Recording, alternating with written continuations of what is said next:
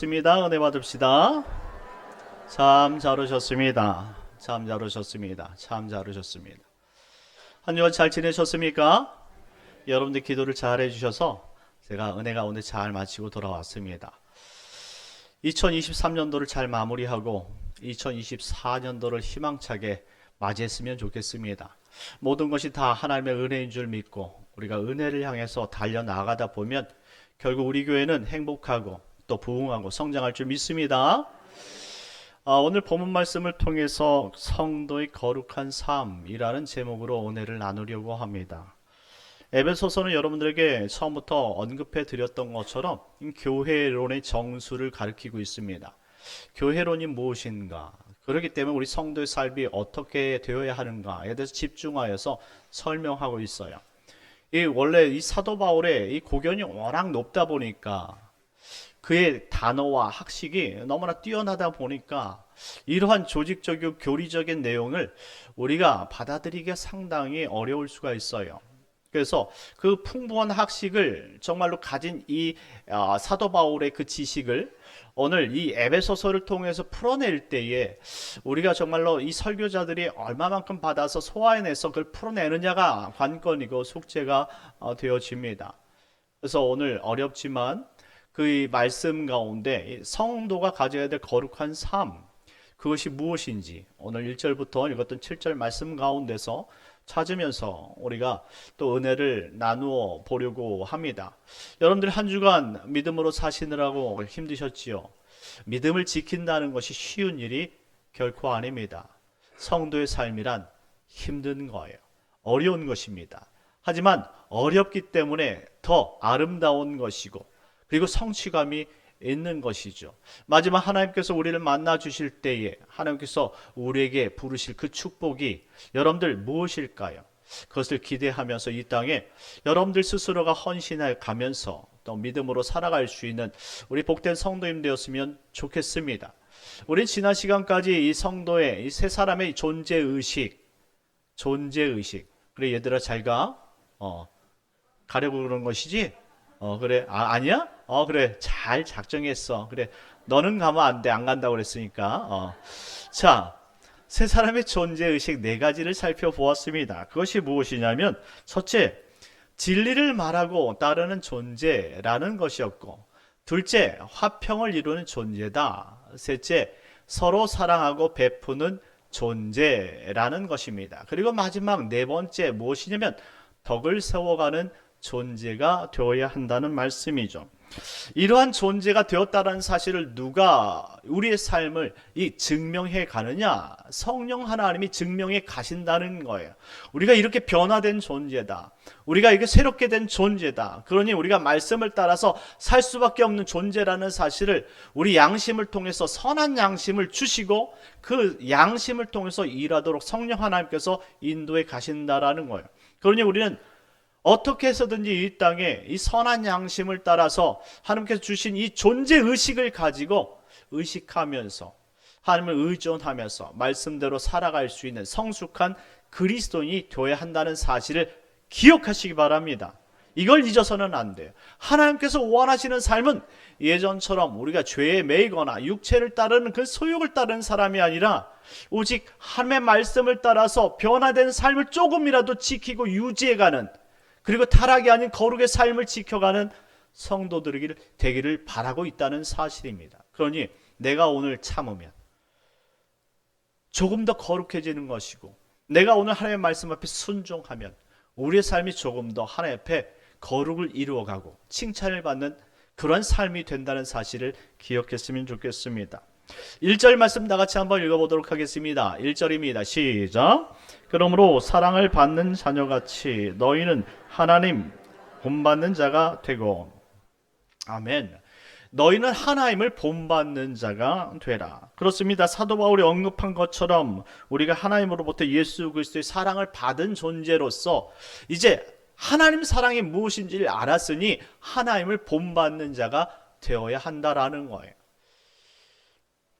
우리가 어렸을 땐 참 부모님을 많이 욕하기도 하고 원망하기도 합니다. 그런데 우리가 이제 시집 장가가 되고 장가를 가고 어른이 되어지면 부모님이 참 이해가 되어지고 고맙다라는 생각을 가지게 되죠. 그래서 우리도 모르게 부모님처럼 닮아가는 거예요. 그래서 사람들이 이야기를 합니다. 야, 너는 참 아빠 닮았다. 너는 참 엄마 닮았다. 이렇게 이야기하지 않습니까? 결국 우리 삶이 부모를 닮아가는 삶을 살게 되어 있다 이 말입니다. 왜 이런 삶을 보여주셨을까요? 우리가 하나님의 아들, 딸이기 때문에 그렇다는 거예요. 그러니 세상 사람들이 분명히 우리를 통해서 당신은 하나님을 닮아가는 것 같습니다. 당신은 하나님의 사람인 것 같습니다. 이렇게 말하는 것이 지극 당연한 것 아니겠습니까? 그러니 우리의 삶이 이와 같이 변화되어지고 하나님께서 우리에게 베풀어 주신 그 사랑을 어떻게 해서든지 따라 살려고 하는 노력이 바로 신앙생활이라는 것이죠. 그래서 오늘 사도 바울은 하나님을 본받는 자가 되라 라고 말합니다. 하나님을 본받다라는 단어가 미메테스라는 단어예요. 이건 모방하다라는 뜻입니다. 어떻게 해서든지 우리의 원작자 되시고 우리의 원본 되시는 그 하나님을 따라 사는 것이 우리의 신앙생활의 목적이라는 말씀입니다. 그렇습니다. 우리가 신앙생활을 배우고 말씀을 배우는 것은 우리가 이 땅에 종교생활을 하고자 하는 것이 아니에요. 예수님 닮고자 임을 기억하시기 바랍니다. 그러니 어떻게 해서든지 우리는 예수님이 말씀하셨던 그 언어를 배우고 그 삶을 배우고 그리고 열매를 나타내야 한다는 말씀입니다. 여러분들은 한 주간 예수님을 닮아가는 말씀, 언어를 사용하셨습니까? 예수님께서 나타내셨던 그 사랑의 삶을 살아내셨습니까? 아니면 원망 불평하고 정말로 예수님이 원치 않은 그런 일들을 행하지는 않았습니까? 그러니 성령께서 항상 우리 안에 이 양심의 하나님의 음성을 들을 수 있도록 가책을 주신다면 회개하라는 메시지로 우리가 받아들고 우리가 어떻게든 말씀대로 순종하지 않은 삶을 회개하고 다시 돌이켜서 하나님께로 나아가는 그런 사명을 가진 성도라는 사실을 잊지 않았으면 좋겠습니다. 그래서 2절 말씀처럼 그리스도께서 너희를 사랑하신 것 같이 너희도 사랑 가운데서 행하라 라고 말씀합니다. 예수님께서 우리에게 사랑을 보여주셨던 것처럼 우리도 어떻게 해서든지 그 사랑 가운데서 행하라 라고 사도 바울이 말씀해 주고 있어요. 특별히 이 사랑 가운데서 행하라 라는 문장이 명령형입니다. 헬라어의 명령형 현재는 바로 계속적인 용법을 나타내고 있어요. 한마디로 이것이 단회적인 것이 아니란 말이에요. 우리가 그리스도인이 되었으니까 오늘만 내가 예수님 말씀대로 살아보겠어 라는 그런 의미가 아니에요. 이런 명령형은 우리가 받아서 그것을 주님이 오시는 그날까지 행하도록 항상 계속적으로 항구적으로 우리가 말씀을 따르도록 가르치는 말씀이라는 것이죠. 그러니 우리가 말씀을 받으면 그 말씀이 우리 삶 가운데서 단회적으로 그쳐서는 안 됩니다. 주님이 오시는 그날까지 계속적으로 그렇게 만들어 가도록 우리 스스로를 정말로 만들 수 있도록 순종하고 절제하며 겸손한 모습으로 우리가 신앙인의 자세를 만들고 고집해야 된다는 사실입니다. 물론 이것이 너무나 쉽지 않은 이야기죠. 하지만 우리가 예수 믿는 그 믿음으로 이와 같은 일을 우리는 따라서 행해야 되는 사명이 있다는 말씀입니다. 여러분들은 그리스도를 따르는 성도임을 믿으시기 바랍니다. 그러니 하나님의 말씀이 여러분 삶 가운데 윤택하도록 여러분의 말씀을 통해서 여러분들의 삶이 하나님화되도록 하나님께서 이 땅에 여러분들 보여준 예수 그리스도의 사랑이 여러분 것이 되도록 여러분 스스로를 예수 그리스도 앞에 복종해 가고 그리고 그 사랑으로 여러분들이 아름다운 성숙한 성도들로 만들어가는 성숙한 그리스도인이 되었으면 좋겠습니다. 특별히 오늘 본문 말씀에 사랑 가운데서 행하라 라는 이 선언은 우리가 마음속에 좀 새겨들을 필요가 있습니다. 과거 우리는 육체를 따르고 공중 권세 잡은 자를 따랐던 그러한 죄인이었어요. 그런데 이 죄의 습성을 버리도록 예수께서 십자가를 짊어지시고 우리 안에 들어오셔서 모든 이 죄의 권세를 무너뜨리고 새롭게 창조한 인생이 되었다 이 말입니다. 그러니 우리는 이제 과거의 그 옛 구습을 버려진 존재가 되었고 이제 새로운 존재가 되어서 어떻게 해서든지 하나님의 말씀을 따를 수 있는 그런 성숙한 성도가 되어진다는 그 사명이 성령과 더불어 말씀과 함께 우리에게 주어졌다라는 거예요. 그러니 우리는 이와 같은 존재가 되도록 노력해야 된다는 사실이죠. 대표적으로 여러분들 우리 손양원 목사님의 예를 들어볼 수 있습니다. 이 손양원 목사님은 1948년 여수 순천 사건 당시에 이 반란군인 안재선이란 사람에 의해서 이 친미를 따르고 예수를 믿는다는 그 이유 하나만으로 두 아들을 총살로 죽임을 당했던 그런 아픔을 가진 목사님이었어요. 왜 친미하고 왜 예수를 따른다고 사람을 막 죽이는지 이해는 할 수 없어요. 그런데 공산 정권의 가장 이 적대시되는 그 조건이 바로 이 예수를 믿는 것, 종교를 가지는 것입니다. 그래서 예수 믿는 사람들은 오직 이 공산 정권에 의해서 제거되어지고 숙청되어졌던 것을 우리 역사적으로 잘 우리가 보아서 알고 있어요. 그때 여수 순천 반란 사건 때문에 이 안지선에 의해서 이 손양원 목사님의 두 아들이 총살을 당했습니다. 충격을 받았어요. 자신의 살아있는 두 아들이, 그것도 목회자의 자녀들이, 사랑하는 자녀들이 하나님 살아계신다면 어떻게 이럴 수 있습니까? 충분히 이럴 수 있는 것 아니겠습니까?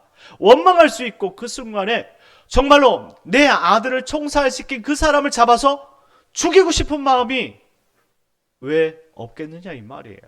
당연히 있겠지요. 자신도 아버지고 그리고 자신도 생명을 가진 사람이고 정의감이 있는 목사님이신데 당연히 그런 불의를 참지 못하고 그에 대한 저항하고 싶은, 반항하고 싶은 그런 마음이 왜 없겠느냐 이 말입니다. 그런데 놀라운 것은 그는 이런 분노 속에서 하나님 앞에 이런 기도를 드렸다라는 것입니다. 두 아들을 총살한 원수를 회개시켜 내 아들로 삼고자 하는 사랑의 마음을 주신 하나님께 감사합니다. 그는 분노했고 원망했지만 이 순간 그것은 내려놓고 하나님께서 주신 새 마음을 가지게 되었다라는 거예요. 자신의 아들 죽였던 이 반란군을 오히려 책망하지 않고 사람들에게 이를 내 아들 삼을 수 있도록 도와달라고 요청을 했던 것입니다. 어떻게? 똑같은 사람이지만 이러한 분노의 마음이 아니라 그것을 내려놓고 원망의 마음을 포기하고 사랑의 마음으로 덮을 수 있느냐 이 말입니다. 이것을 어떻게 우리가 무엇이라고 설명할 수 있겠느냐 이 말입니다. 이것이 바로 성령 하나님께서 우리에게 주신 새로운 사람의 존재의식이다라고 설명하는 거예요. 과거에는 이것을 용서할 수 없는 우리도 똑같은 죄인이고 그리고 이에는 이 눈에는 눈처럼 똑같이 복수를 해야지만 내 마음과 성이 풀리는 그런 존재였다면 이제는 그런 것이 아니라 오히려 내 마음을 억누르고 오히려 하나님께서 원하시는 승화의 마음을 가져서 하나님 뜻대로 순종하는 삶을 살게 된 이 바로 그리스도인의 삶, 이것이 바로 새 사람의 존재의식이라는 말씀입니다. 하나님께서 이처럼 우리에게 큰 은혜와 믿음으로 살아갈 수 있도록 우리 안에 담아주셨다는 사실을 여러분들도 기억했으면 좋겠습니다. 그러니 여러분들도 이와 같이 새 사람의 존재의식을 가진다면 원망 불평할 것들이 별로 없어요. 서로가 이해하고 용서하고 베풀면 그것이 결과적으로 하나님께서 우리에게 돌려주신 축복의 단초가 된다는 사실을 알게 되는 거예요. 우리가 예수를 믿는 것이 세상 사람들과 어떤 삶이 다른 겁니까? 이와 같이 남들은 생각할 수도 없고 남들은 행할 수도 없는 일들을 우리는 하나님께서 주시는 말씀을 우리 안에 담고 그것을 따라갈 수 있다는 사실 자체가 우리가 다르다는 것을 보여주는 것이 아니겠느냐 말입니다. 세상 사람들도 충분히 도덕적입니다. 세상 사람들도 충분히 윤리적입니다. 하지만 우리는 세상 사람들의 이 윤리적이고 도덕적인 삶에서 그쳐서는 안 된다는 거예요. 하나님의 사랑으로 뛰어넘는 하나님의 이 포용력과 그 사랑을 가지고 흘러넘치는 그 이웃사랑, 예수님의 사랑을 증거할 때에 우리가 그리스도인다운 삶을 살 수 있다는 것을 기억했으면 좋겠습니다. 그러니 조금 더 사랑하십시오. 조금 더 용서하십시오. 조금 더 이해하려고 노력하는 우리 목포 영락교회 성도님들 되시길 예수님의 이름으로 축원합니다. 특별히 사도 바울이 이처럼 이와 같은 이야기를 언급하고 있는 것은 의도되어진 말씀이라는 것을 우리가 알아야 합니다. 우리가 믿음이 있기 때문에 충분히 이와 같은 믿음을 지켜낼 수 있다는 사실을 확신했기 때문에 사도 바울이 오늘 본문 1절부터 7절까지의 말씀을 기록해 낸 것입니다. 3절 말씀을 다 같이 한번 읽어보도록 하겠습니다. 3절입니다. 시작. 음행과 온갖 더러운 것과 탐욕은 너희 중에서 그 이름조차도 부르지 말라. 이는 성도에게 마땅한 바니라. 아멘. 성도가 지켜야 되는 것에 대해서, 마땅한 것에 대해서 가르치기 시작합니다. 특별히 오늘 3절에 언급되어진 이 단어들은 음란에 관한 이야기들이에요. 음란. 한마디로 육체를 따른 세속적인 표현들이 이 단어 안에 담겨 있습니다. 음행이란 단어는 이 부부 이외의 성을 뜻하는 단어이고, 온갖 더러운 것, 이 카다르시아, 아카다르시아라는 단어인데요. 이것은 좀 복잡합니다. 이건 복잡한 성적 행위를 뜻하는 단어예요. 탐욕, 이 플레온 넥시아라는 단어는 욕정을 뜻하는 단어입니다. 4절 말씀을 한번 더 읽어보도록 하겠습니다. 4절입니다. 시작. 누추함과 어리석은 말이나 희롱의 말이 마땅치 아니하니 오히려 감사하는 말을 하라. 아멘. 누추함이라는 단어가 저속한 행동을 뜻합니다. 이 저속한 행동에는 성적인 것을 기반한 저속한 행동이에요. 그리고 어리석은 말, 이 모롤로기아는 이 죄악된 말을 의미합니다. 이것도 다 성적인 말을 기반한 거예요. 그리고 희롱의 말, 유트라펠리아라는 단어는 외설적인 말이에요. 한마디로 지금 누추함, 저속한 행동, 어리석은 말은 모두가 다 음담패설을 전제하고 있는 단어들이다라는 거예요. 자, 앞에 부분들은 3절은 다 행위적인 이야기이고 이 뒤에 것들은 다 이야기, 언어로 대한 음란한 것을 이야기하는 것입니다. 이렇게 음란에 대해서 이 에베소 교인들에게 경고의 메시지를 던지고 있는 것은 이 사도 바울이 어떤 소식을 누군가에게 들었기 때문이라는 거예요. 한마디로 사도 바울은 지금 위기의식을 가지고 있습니다. 사도 바울은 1차, 2차, 3차 전도 여행을 통해서 각 교회마다 세웠고 지역마다 복음화 시켰어요. 그렇게 세운 교회마다 지금 음란이라는 것이 틈타서 교회를 흔들고 있다 이 말입니다. 그래서 지금 사도 바울은 이 에베소 교회뿐만 아니에요. 지금 골로새서 3장 5절 말씀해 보면 골로새 교인들에게 땅에 있는 지체를 죽이라. 곧 음란과 부정과 사욕과 악한 정욕과 탐심이니 이런 탐심, 이 탐심은 욕심의 탐심, 이것을 넘어서서 음란을 뜻하는 단어입니다. 이것이 우상숭배라고 결정지어서 선언합니다. 그리고 갈라디아서 5장 19절 말씀에 이 갈라디아 교인들에게 육체의 일은 분명하니 곧 음행과 더러운 것과 호색함이다. 한마디로 지금 지역마다 이 음란이 들어와서 지금 그 음란함이 사람의 성도의 거룩함을 망치고 있다는 사실을 전달해 주고 있습니다. 고린도 교회는 어땠을까요? 고린도 교회는 달랐을까요? 고린도 교회, 이 고린도 전설을 보게 되어지면 너무나 음란해서 정말 각 곳곳마다 매 장마다 음란에 대해서 채찍질하는 그 말씀을 던져주고 있습니다. 그렇다면 다른 교회들은 달랐을까요? 로마 교회, 데살로니가 교회, 두아디라 교회 등 사람이 사는 모든 교회에 음란에 대한 경고를 계속적으로 던지고 있다는 사실을 우리가 추론해 볼 때에 지금 육체를 가지고 있는 사람들이 모인 교회는 음란으로 무너지고 있다는 사실을 사도 바울이 깨달았다라는 사실입니다. 음란이 거룩함을 망친다는 거예요. 성도의 거룩함의 최대 대적은 무엇이냐? 음란이라는 사실이에요. 그런데 우리가 육체를 가지고 있기 때문에 이 음란을 벗어버릴 수가 없어요.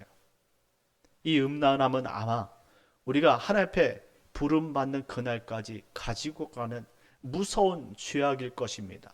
그래서 우리는 틈새를 보이면 안 돼요. 틈새를 보이면 우리는 어느 순간 음란에 져서 우리가 육체로 무너지는 모습을 보게 될 것입니다.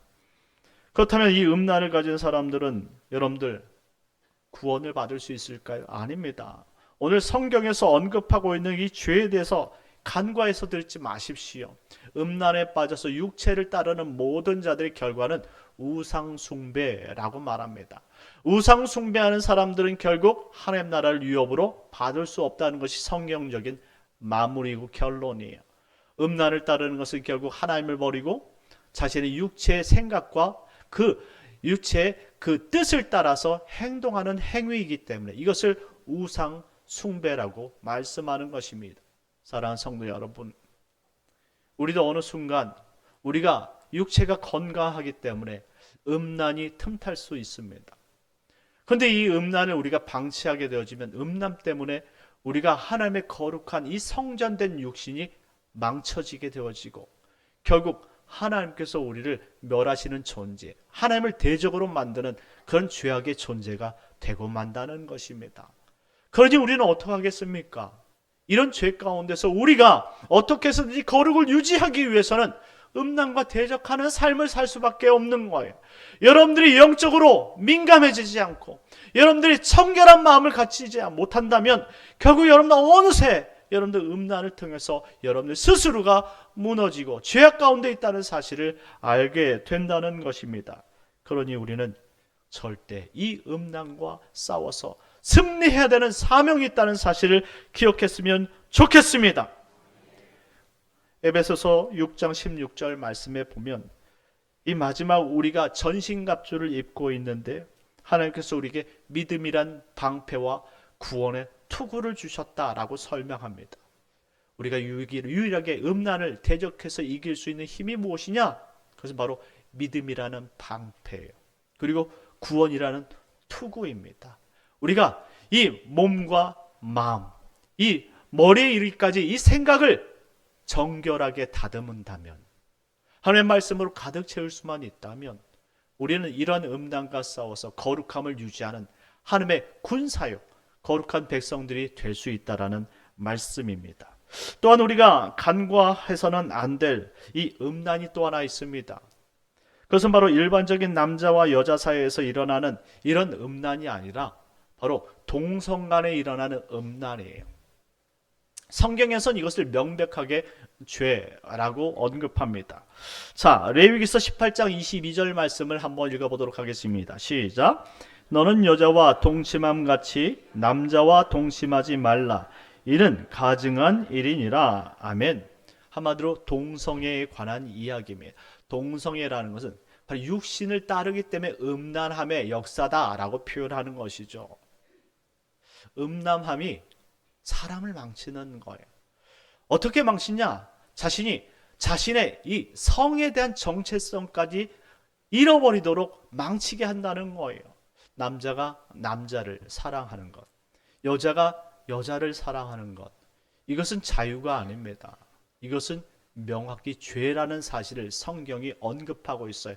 그러니 세상 사람들이 인권을 비롯하여서 여러분들에게 그것이 죄가 아니고 그것은 하나의 기호이고 그것이 하나 편향되어진 사랑이라고 이야기한다 할지라도 여러분들은 그리스도인으로서 그것을 그냥 묵과해서는 안 되는 거예요. 그것은 명확한 죄이면서 하나님께서 그 죄를 반드시 책망하고 그 죄의 결과를 묻게 하신다는 사실을 기억했으면 좋겠어요. 오늘 본문에 기록된 이 가증한 일이라는 이 표현, 이 토에바라는 단어인데요. 혐오스러운 것을 뜻하는 단어입니다. 이 혐오스럽다라는 단어는 우리가 본문 3절 말씀에 읽었었던 것처럼 무엇이라고 기록이 되어 있냐면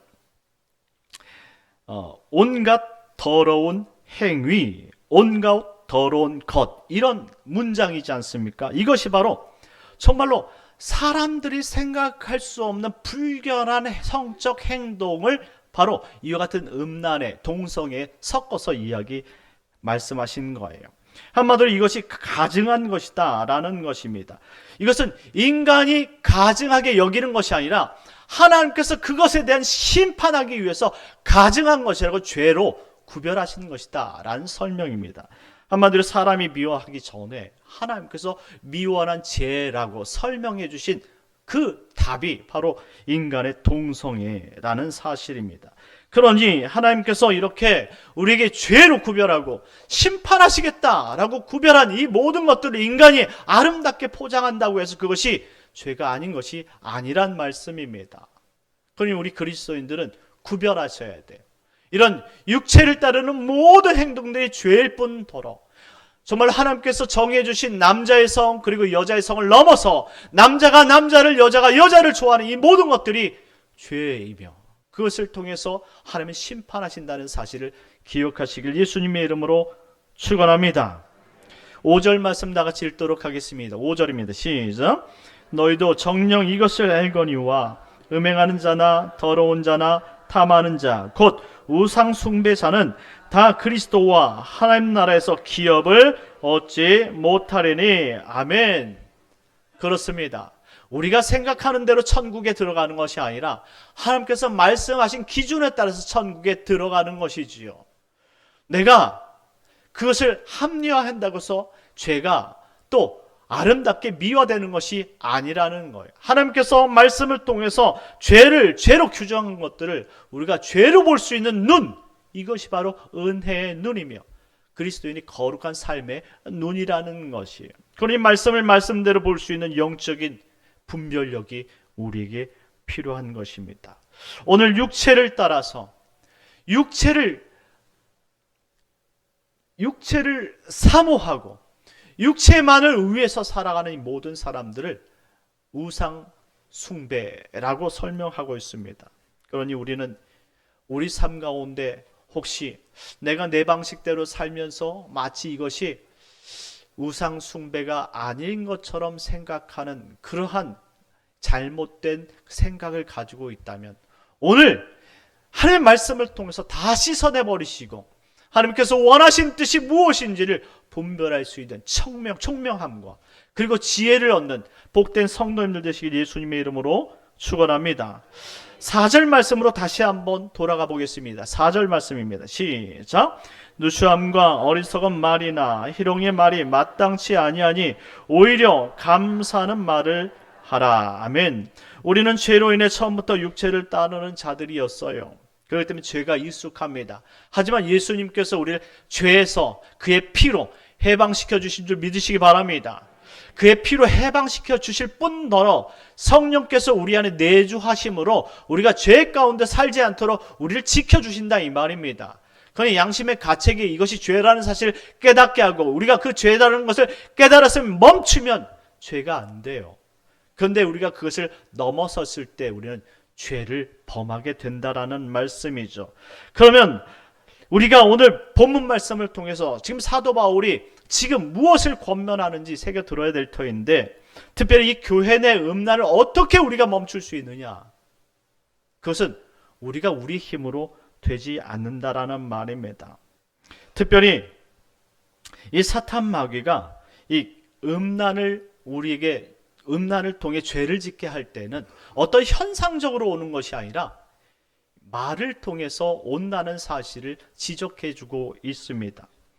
달콤한 말로.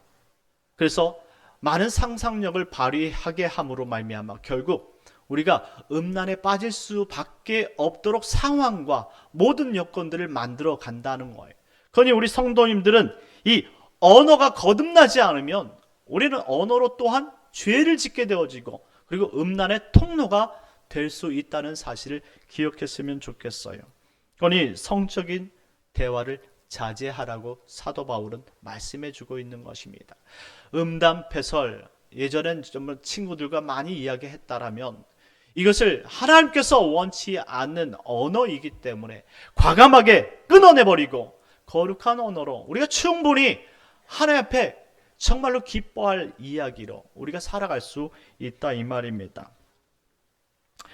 특별히 고린도전서 5장 6절 말씀에 보면 이 사도 바울이 고린도 교회 이런 음담 패설을 즐겼던 이 고린도 교회를 얼만큼 책망했는지를 알 수가 있습니다.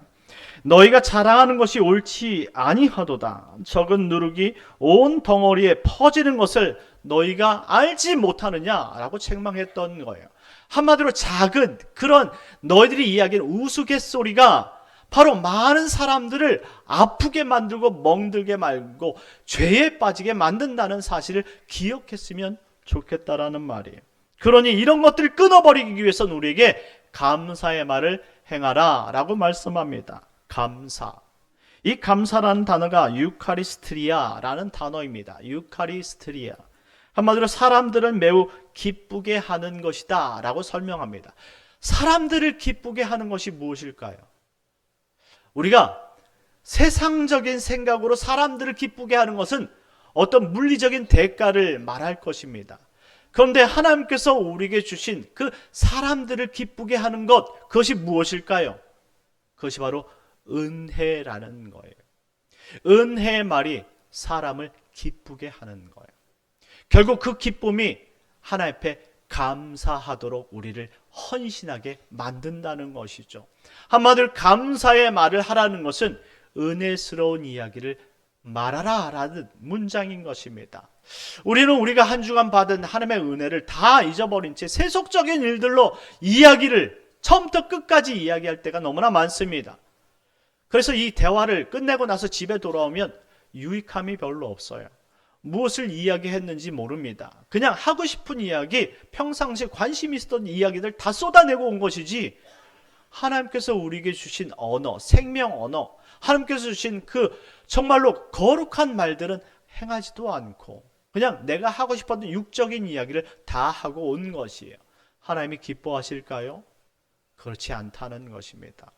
하나님이 정말 기뻐하신 것은 내 언어를 통해서 상대방이 더욱더 거룩해지기를 원하고, 내 언어를 통해서 사람들이 하나님을 만나기를 원하고, 하나님의 감동을 알아서 하나님께서 해주신 일들을 깨닫고 그들이 하나님의 감사를 찾기를 원한다는 사실입니다.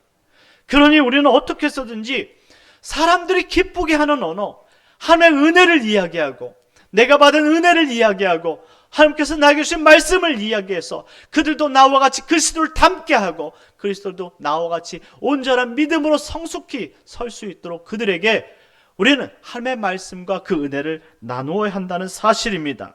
에베소서 4장 29절 말씀을 다 같이 한번 읽어보겠습니다. 시작. 무릇 더러운 말은 너희 밖에도 내지 말고 오직 덕을 세우는데 소용되는 대로 선한 말을 하여 듣는 자들에게 은혜를 끼치게 하라. 아멘. 그러니 세 사람의 존재의식 가운데 가장 마지막 덕을 세우는 언어, 이것이 중요하다라는 거예요. 덕을 세운다라는 말은 나를 위해서 하는 것이 아니라 남을 위해서 사용하는 언어라는 뜻이에요. 우리가 신앙을 덕을 쌓는 것은 내 유익이 아닌 남을 위한 그 유익을 줄 때에 우리는 덕이 있다라고 말씀하는 것입니다. 그러니 우리는 남들을 위해 정말로 하나님께서 주신 귀한 고급진 언어를 통해 그들이 하나님께서 베풀어 주신 그 감사가 무엇인가, 한 주간 하나님을 어떻게 만났는지, 하나님을 어떻게 소개했는지, 하나님께서 나에게 어떠한 은혜를 베풀어 주신지를 소개하면서 나에게도 그런 은혜가 있었구나라는 것을 깨닫게 해줄 때에 그것이 가장 하나님이 기뻐하시는 언어이며 성도의 거룩한 언어인 줄 믿으시기 바랍니다. 6절 말씀 다 같이 읽겠습니다. 6절입니다. 시작. 누구든지 헛된 말로 너희를 속이지 못하게 하라. 이로 말미암아 하나님의 진노가 불순종의 아들들에게 임하나니. 아멘. 사랑하는 성도 여러분, 누구든지 이런 헛된 말로 너희를 속이지 못하게 하라 라는 명령을 새겨 들으십시오. 우리의 입술은 하나님의 거룩함을 이야기하도록 우리에게 주신 입술이라는 사실을 기억했으면 좋겠어요. 이 속이다 라는 단어는 기만하다 라는 거예요. 하나님께서 비록 우리가 성도이지만 좀 아직 덜 성화되어지고 아직 세속적인 그 성도들을 통해서 이 많은 사탄 마귀가 틈을 타는 것이죠. 그래서 어떻게 해서든지 이 세속적이도록 그 틈을 통해 사탄 마귀가 생각을 주입을 시켜요. 그래서 우리 입에 욕을 하게 하고, 그리고 우리 입에 음담패설을 이야기하게 하고, 우리 입을 통해서 남을 헐뜯게 한다는 말이죠. 그런데 이것이 모두가 다 속이는 것이다 라는 뜻이에요. 이 속이다 라는 단어는 기만하다 라는 의미를 가지고 있습니다. 사탄 마귀가 우리를 어떻게 우습게 보았으면, 얼마나 우습게 보았으면 우리를 속이려고 기만할까요? 여러분들은 사탄 마귀에게 우습게 보이는 성도가 되기를 원하십니까? 여러분들은 정말 단단한 성도가 되었으면 좋겠고, 정말로 하나님 앞에 쓰임받고 하나님 앞에 거룩한 성도로 정말로 성숙과 성장을 이루는 성도가 되기를 예수님의 이름으로 축원합니다. 그러니 누군가 여러분에게 음담패설로 대화하려 한다면 그것은 사탄이 여러분들에게 기만하려는 행위인 줄 알고 그것을 끊어내셔야 합니다. 그리고 남들을 욕설하고 남들을 정말로 욕하는 이야기, 그리고 남들을 이간질하는 이야기가 있다면 그 모두가 사탄이 나를 기만하려는 행동으로 알고 그러한 이야기들을 끊어내야 된다는 사실을 여러분들이 기억하셔야 됩니다. 오히려 그들에게 기뻐하는 말, 은혜되는 말을 행함으로 말미암아 그들의 이야기가 얼마나 정말로 수준이 낮고 그리고 얼마나 어리석은 이야기였는지를 깨닫게 해줘야 된다는 사실입니다. 사랑하는 성도 여러분, 말씀을 마치겠습니다. 오늘은 성도의 거룩한 삶에 관한 작은 부분에 대한 이야기를 나눴습니다. 성도는 세상의 욕정으로 들끓는 사람들 사이에서 어떻게 해서든지 그리스도인이 아름답게 산다는 것을 보여주는 삶을 살아가는 것이 성도다라는 것입니다. 그러니 예수님을 모방하는 사람이 되라고 오늘 사도 바울이 언급한 것입니다. 작은 것이어도 좋습니다. 우리가 그것을 예수님 것을 따라 행하고 그것을 본받아 갈 때에 우리 성도의 삶은 조금 더 성숙해 간다는 사실을 믿으시기 바랍니다. 그러니 오늘 사도 바울은 본문을 통해서 세 가지를 이야기합니다. 첫째, 육체의 성을 더럽히지 말고 거룩함을 지키라. 여러분들은 분명히 하나님의 성전임을 기억하시기 바랍니다. 그러니 여러분 육신을 지키십시오. 둘째는 성적인 말이나 더러운 말로 여러분과 상대의 영과 육체를 죽이지 말고 오히려 거룩한 말로 감사하도록 여러분의 입술을 성화시키라고 말씀합니다. 그러니 생각이나 말이나 모든 행동에서 거룩함이 나타날 수 있도록 여러분들을 만들어 가십시오. 마지막 셋째는 그래서 우리가 육체를 따르는 우상 숭배자가 아닌 오직 말이나 생각과 삶에서 하나님을 따르고 영화롭게 하는 거룩한 성도임을 기억하고 또 성도됨을 지키는 사람이 되어야 한다는 사실을 말씀해 주고 있는 것입니다. 그러니 이런 믿음으로 거룩함을 지켜나가고 한 주간을 우리가 보내고 돌아왔을 때 잘 살았다, 하나님 앞에 부끄러움이 없다, 그리고 기도할 때 정말로 하나님께서 주시는 그 은혜를 정말로 누리면서 우리가 정말로 살아간 모든 것이 하나님의 은혜임을 고백하면서 또 앞으로 한 주간을 또 살아가는 복된 성도님들 되시길 예수님의 이름으로 축원합니다. 참 좋으신 하나님은 늘 감사합니다. 오늘 에베소서 말씀을 통해서 거룩한 성도의 삶이 무엇인지를 살펴보았습니다. 우리가 이처럼 육체를 따른 연약한 성도임에 불구하고 하나님 우리에게 성령을 주시고 거룩한 새로운 존재를 갖게 하셨사오니 이러한 존재의식을 가지고 믿음으로 살아갈 수 있는 우리 거룩한 우리 목포영락교회 성도님들 되게 하여 주옵소서. 죄와 싸우고 믿음으로 승리하여 돌아올 땐 감사와 영광을 돌릴 수 있는 한 주간이 되게 하여 주옵소서. 예수님의 이름으로 기도드리옵나이다. 아멘. 우리 다 같이 일어나셔서 찬송가 288장 찬송 부르시고 축도로 마치겠습니다.